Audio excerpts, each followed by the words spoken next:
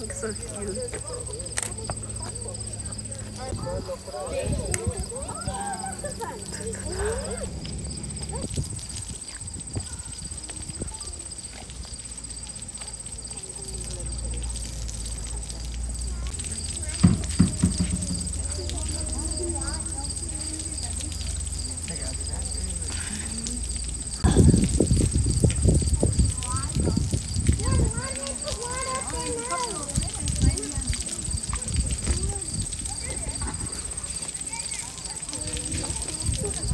Они кубы забирают и в рот потом.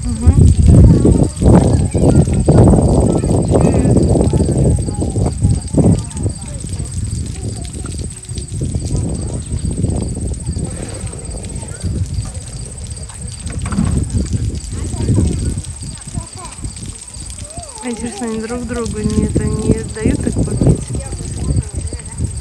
Наливают хоботы друг другу. Видимо, нет. Может, иногда тоже.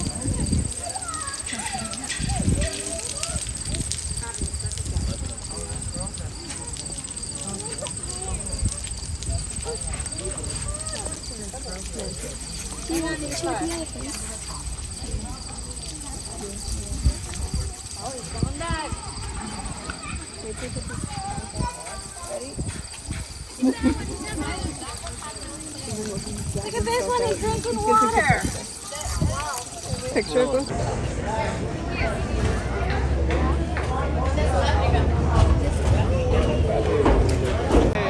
Nice. Awesome. Glad to hear it. Welcome to the Bird of Prey Conservation Center. My name's Caleb, and today, along with my team, we're going to be free flying some pretty awesome predatory birds for you guys today. Getting them nice up close and personal. And on the count of 3, I need you guys to yell with me, "Fly, Ginger, fly." Hopefully she'll hear us and join us out here on the field. So let's give that a go on 3, guys. 1, 2, 3. Fly, Ginger, fly. Hey, that's pretty good. Let's take a look here at the woods behind us. Here out comes Ginger trying to make a catch for you guys today. And she's got it. Yeah, you can give her a hand there. So coming out for us now here is Theo. And Theo is a barred owl. So these guys can be found right here in Canada. And they particularly like the nice dense forest regions. As Theo's flying around here, take a good look at his face. You might notice he's got a pretty flat face, pretty flat look to his face. Most owls do have this look to their face. And this is what we call a facial disc. So this facial disc acts a lot like our outer ear does. It actually helps to capture and funnel sound directly into 2 slits on the side of Theo's head. Because of this, they have such a superior hearing because they have such a large facial disc. The owl's hearing is so good that some species of owls have actually are able to hunt in 100% darkness, just solely relying on that sense of hearing alone. Other owl species have been known to be able to hear prey scurrying under 2 feet of snow, swooping down, jutting their nice big strong feet out, grabbing that prey and flying away with it without actually ever even laying eyes on it. So that's a pretty unique adaptation these owls do have that gives them a bit of an advantage over some of the other animals in the animal kingdom. Now the next bird is going to be flying down in the backfield for us today. I bet you will recognize him. He's one of the most majestic birds you can think of. Take a look as he flies down the backfield to grab a little snack now. Does anybody know what bird that is? Shout it out! Yeah, that's good, guys. I heard a lot of eagles. Eagle is correct. More specifically, it is a bald eagle. So flying down the backfield for us today is Juno, and Juno is our bald eagle. So she's flying down there to grab a little snack. These guys do eat mammals and other birds, but she's going to be flying on in here today and showing off how she hunts her favorite prey, which are fish. So take a look. She's going to fly on in here today. She's going to try and grab this fish off the top of the water, which we're demonstrating with a lure on this water bath. She's going to stick out those nice, big, strong feet of hers. Wow, make a great snack for you guys today. Yeah, you can give her a hand. Now, in the event that a bald eagle might actually grab a fish that's a little bit too big for them, might even pull them into the water, not to worry. These guys have actually adapted a pretty unique strategy to deal with a situation like that. So these guys have been seen using those big wings of theirs like paddles or oars and actually swimming their fish to the nearest log or to shore, where then they can just simply drag that fish out of the water and enjoy their meal that way. Instead, was actually inhibited the bald eagle's ability to uptake calcium.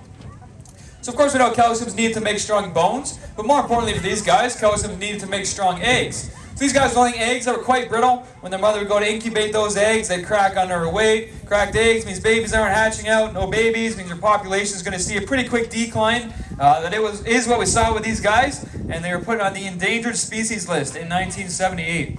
All right, the next bird coming out for us today is actually one of the rarest raptor species in the world. So we're pretty lucky to have him here with us. Coming around the back corner for us now is Johnny, and Johnny is a striated caracara. So right away, you're going to notice something a bit different about Johnny. He's spending a lot of time on the ground for a bird. There's actually a very good reason for this. So Johnny is native to the Falkland Islands, and in the Falkland Islands, there's actually not many trees for these guys to perch on, so they've adapted to becoming very good ground hunters. They can fly, as Johnny's demonstrating, but they are a bit of a heavier bird, so flying is a lot of hard work, so they prefer to run around the ground as it's a little less taxing on their body. These guys are very intelligent birds. These guys figured out if they flip over flower pots, they're often finding some nice tasty grubs underneath those, as Johnny's thinking about doing that with the flower pot out here today. They're pretty mischievous birds. These guys have often been known to sneak into campsites, and tourists are often told to make sure they're locking up their shiny things and their little trinkets and toys, because these guys have been known to steal those little shiny things and add them to their nest, and they seem to have a particularly an affinity for the color red, so they're often stealing stuff like that. Yeah, you can get my hand. Yeah, sure. One of their other favorite hunting strategies that these guys often use out in the wild is going down into burrows and dens of smaller animals. They're often finding a nice tasty treat if they go down into one of these burrows, which Johnny likes to demonstrate with this tube, but he also likes to be a little playful, so we'll see if he makes up his mind for you guys today. These guys are also so smart that if there's a little bit of water in these burrows and dens out there in the wild, they're pretty smart to realize kid volunteers from the audience. Any kids out there, put your hands up if you want to come down here and do a little running around with me for a bit. Awesome. I see some good hands. Give me a second, guys. I need to choose 10 kids, so just hang tight for me, please. Thank you, guys. Oh, and the Nike sweatshirt here, could you please come down for me, buddy? Wonderful. How about the white shirt, white hat? Could you please come down to the fence for me? Just hang on at the fence for me, please, guys. Thank you. How about the blue to white shirt? That's a cool shirt. Could you please come down here, buddy? And how about right here in the green tie-dye shirt? Could you please come down, buddy? Thank you very much. Wonderful. How about Encanto? Could I get you to come down to the fence for me? How about the dress? Yeah, the princess dress? Could you please come down to the fence for me? Thank you very much. Wonderful. How about Christmas shirt? Could you please come down to the fence for me, buddy? Birds are good in the air. Birds are good at flying. But these birds in particular are good on the ground. So we're going to be demonstrating that with a little race here against our brave volunteers. Now these birds, they get a bit of a bad reputation. They're not the prettiest birds, but they're actually some of the most important birds we have here in our environment. But I'll touch on that more with you guys in a second today. So coming out of the back first now is going to be Murphy and Kirby, and they're a pair of black vultures. So they're going to be flying down the field to grab a little snack and then join us up here for our race. Around here with our little race. So my volunteers, do you guys all see this post straight across from me? It looks like a T. Awesome. That's the finish line, okay, guys? And when you guys are running, I need you guys to run on this side of me, because the vultures are going to be running on this side of me, okay? Awesome. Is anybody cheering for these volunteers? Not bad. Who's cheering for the vultures? Oh, I think you guys got the support today. All right, guys, whatever you do, don't fall down, because vultures eat things that look like they're dead. Okay, on your marks, get set, go, go, go! Cheer them on, guys! Cheer them on! Run, run, run! Holy smokes, these guys are fast today. Wow, you guys are quick. I think the volunteers took this one. What do you say? Let's go, man. Way to go, guys. You guys are quick. You guys left those vultures and that middle-aged woman in your dust. Way to go, guys. Thank you, guys. You guys can all go home and tell your friends that you're officially faster than a vulture. That's pretty cool. Thank you, guys. Doing well, which is good news for them, good news for us. Right here in Canada, we have our own native turkey vulture, which you can often see soaring overhead or on the side of the road here. Their numbers are doing well also, which is good news and a good reminder. If you see them on the side of the road, give them lots of room and maybe even say a little thank you, because they're actually doing you and I a pretty big favor. All right, I need somebody to shout out an answer for me. Does anybody know what the fastest animal in the world is? Peregrine Falcon. Whoa, not bad. All right, I heard a few cheetahs. Cheetah's a great guess, guys. Cheetah's, in fact, the fastest land animal. But the bird we're bringing out to you for you guys today, which I heard a couple of you shout out, can actually reach speeds 3 times faster than a cheetah.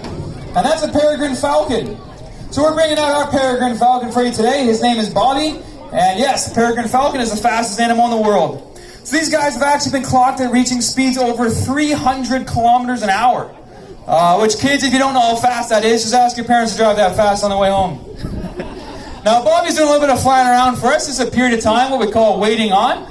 This is where Falcon flies around and warms up those muscles in his wings, gets a feel for the situation out here before he does a little hunt for you guys today. So Falcons primarily hunt birds, so we're going to be demonstrating that by doing an aerial hunt with a lure to show how these guys might hunt a bird in the wild. And when these guys are hunting, there's primarily 2 techniques these guys will use to hunt a bird. They can't grab a bird right out of the air, but often they're just going way too fast. So they'll use their extreme speeds, and they'll come in and they'll ball their feet up into little fists, and they'll actually punch their prey right out of the air, knocking it to the ground, and then killing it, and then collecting it later. Bobby's made a nice catch for you guys today here. And he's coming back to collect it, yeah. You guys can give him a hand, sure, he put on a good show. Thank you all for coming. Enjoy the rest of your day and go wild.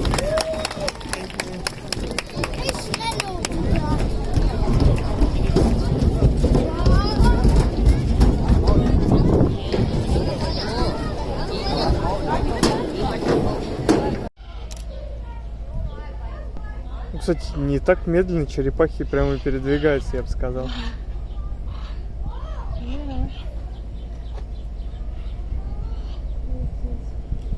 Интересно, конечно.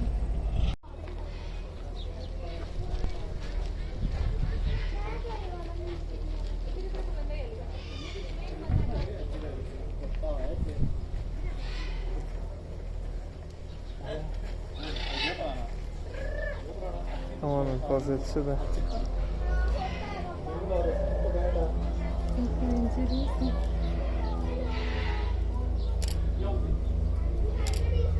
Такой бы ты взял Вот бы у меня в руки. почему-то фокус не ловит. Такой бы ты взял бы в руки.